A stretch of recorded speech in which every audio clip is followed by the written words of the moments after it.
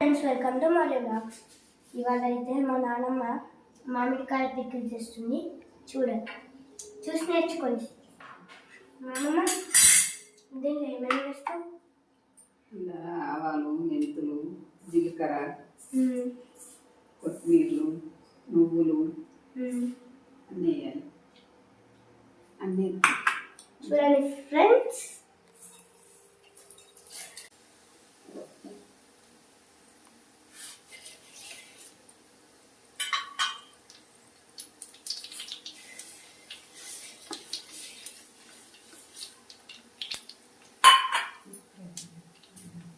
అదేంటి నాన్నమ్మ?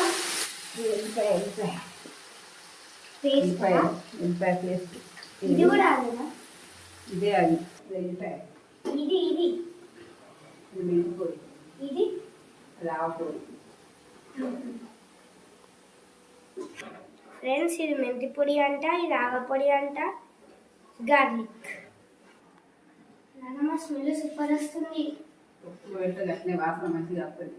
ఇంకా మనకు కాకుండా వేరే అడకట్టలో కూడా వస్తుంది. అవునా?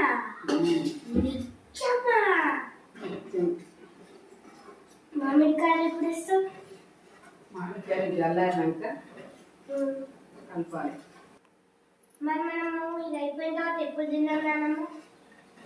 ఎల్లుండి అయితే మంచిగా ఉంటుంది. 2-3 రోజులు అయితే మాకు మంచిగా ఉంటుంది. నూనె కారపొడికి పట్టుకోవాలి కదా. దీంట్లో పండ్లు వేయచ్చా లేదా కాయలు వేయాలా? కాయలే కానీ పండ్లు పడినవి ఏం కాదు. కాయ గట్టి ఎంత ఆయిల్ వేయాలి? మామిడికాయలు మట్టి వేసుకోవాలి. ఎంత అయితే అంత. బాగా అయితే మనం ఎంత వేస్తాం? మనం ఇలా మేమైతే మ్యాంగో పిక్కిల్లో మెయిన్ ప్యాక్ అయితే రెడీ అయిపోయింది ఫ్రెండ్స్. దీని తర్వాత మనం ఎప్పుడైనా మ్యాంగో ఇంకా చిల్లీ పౌడర్ మిక్స్ చేసేసుకొని మ్యాంగో పిక్కిల్ చేసుకోవచ్చు.